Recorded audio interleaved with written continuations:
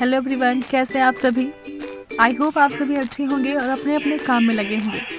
सभी का नीट का एग्ज़ाम है और सभी इस समय तैयारी कर रहे हैं। समय बहुत ही कम है, बहुत ही कम टाइम में हमें बहुत ही ज़्यादा तैयारी करनी है क्योंकि कंपटीशन भी ज़्यादा है। वैसे रीट में 90 मार्क्स लाने हैं, लेकिन 90 मार्क्स लाना कभी कभी वो भी बहुत ही ज़्यादा लगता है। तो तैयारी तो हमें बहुत ही अच्छे से करनी होगी।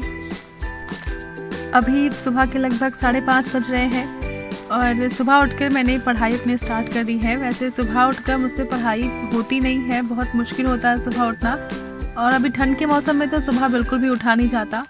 फिर भी मैं 6 बजे तक उठ जाती हूँ, लेकिन इससे ज़्यादा पहले नहीं उठ पाती। कभी कभार उठ जाती हूँ 5 साढ़े 5 बजे, जैसे मम्मी उठा दे। तो सुबह उठकर मैं अभी अपनी पढ़ाई कर रही हूँ क्योंकि कुछ पोर्शन था जो कल अधूरा रह गया था, तो उसे आज कंप्लीट करना है, इसलिए सुबह जल्दी उठ के उसे कवर भी करना था, तो मैंने उसे कवर कर लिया। अभी पढ़ाई तो हमारी रेगुलर चल ही रही है। वो पिछला पोर्शन कंप्लीट करने के बाद मैंने इंग्लिश में थोड़ा सा ध्यान दिया क्योंकि इंग्लिश में काफ़ी दिनों से अच्छे से पढ़ नहीं रही हूँ। उसका जो ग्रामर होता है वो काफ़ी, क्योंकि सिनोनिम्स एंटोनिम्स वाले क्वेश्चंस आते हैं, तो ऐसा होता है कि सारे जो वर्ड्स होते हैं उनके सिनोनिम्स एंटोनिम्स अच्छे से याद नहीं हो पाते। तो वो तो बहुत इंपॉर्टेंट है क्योंकि 1-2 क्वेश्चन तो उससे आता ही आता है। तो मैंने जो 1 वर्ड वाला क्वेश्चन था उस टॉपिक को पूरा कवर किया। उसके कुछ क्वेश्चंस भी लगाए। जब हम क्लास ले रहे होते हैं, जब सामने से पढ़ रहे होते हैं, तो पढ़ने पे लगता नहीं है कि बहुत ही टफ होगा, लगता है कि बहुत आसान है। लेकिन एग्ज़ाम के टाइम पर जब बैठते हैं तो लगता है सब नए नए शब्द आ चुके हैं, समझ ही नहीं आता कि आखिर ये पढ़ा भी है या नहीं पढ़ा है।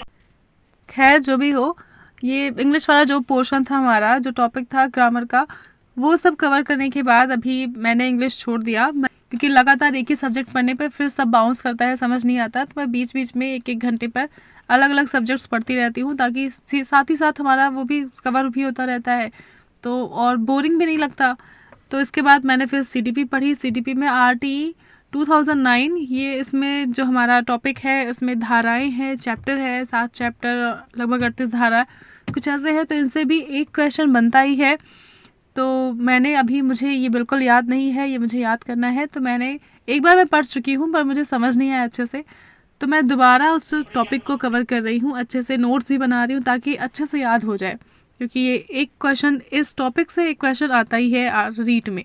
आप जब भी अपने किसी भी एग्ज़ाम की प्रिपरेशन करें तो उसके लिए नोट्स बनाना बहुत ज़रूरी होता है। नोट ज़रूर बनाएं।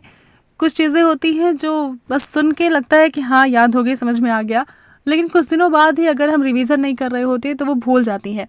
तो मैं जब भी पढ़ती हूँ, कुछ करती हूँ, तो साथ में नोट्स बनाते चलती हूँ। अगर आप लिख रहे होते हैं कॉपी में तो वो चीज़ें आपको अच्छे से याद हो जाती हैं। तो आप भी जब भी कोई भी किसी भी एग्ज़ाम की तैयारी करें, कुछ भी पढ़ें, तो साथ ही कॉपी पेन लेकर बैठें और जो भी आपको इम्पोर्टेंट टॉपिक्स लग रहा है उसमें से उसके आप नोट्स भी बनाते चलें। तो फ़िलहाल इतना सब पढ़ने के बाद मैंने पढ़ाई बंद करी। उसके बाद उठकर फिर काफ़ी मैं थक चुकी थी, पढ़ते पढ़ते काफ़ी कई घंटे हो गए थे, तो फिर मैंने चाय बनाई अपने लिए। चाय पीने के बाद फिर, क्योंकि आज गणेश चतुर्थी है, तो तिल के लड्डू भी बनाने थे, तो मम्मी ने मुझसे कहा कि मैं तिल के लड्डू बना डालूं।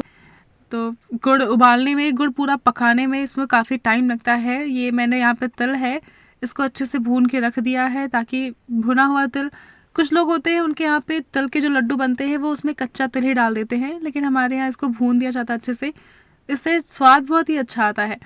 तो इसको भूनने के बाद फिर अभी तक गुड़ भी पिघल चुका है अच्छे से। फिर यहाँ पे तिल का लड्डू मैंने गुड़ में अच्छे से तिल मिलाकर उसके बाद फिर उसके लड्डू बना लिए हैं। लगभग थोड़े बहुत लड्डू हैं। वैसे मैं इसमें सौंठ, इलायची पाउडर और मूंगफली के दाने भी डालती हूँ, लेकिन अभी फ़िलहाल वो थे नहीं, वो पापा लाते शाम को, तब तक मैंने कहा इतना बना लेती हूँ, उसके बाद जो बाकी सारा सामान आने के बाद फिर शाम को बन जाएगा।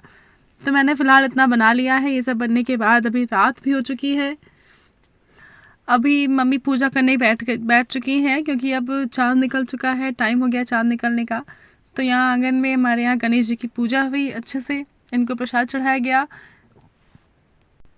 भगवान को अर्घ दिया गया। उसके बाद सबने प्रसाद खाया, खाना पीना हो गया, फिर सभी अपने रूम में चले गए। उसके बाद मैंने कोई पढ़ाई नहीं करी क्योंकि इतना सब करने में ही रात के 10:30 बज चुके, और दिन में आज मम्मी का व्रत था तो सारा काम मुझे करना था, इसलिए मैं बहुत थक चुकी थी, तो मैंने बिल्कुल पढ़ाई नहीं करी। इसके बाद मैं सोने चली गई। तो बस आज की वीडियो में इतना ही, मिलते हैं नेक्स्ट वीडियो में।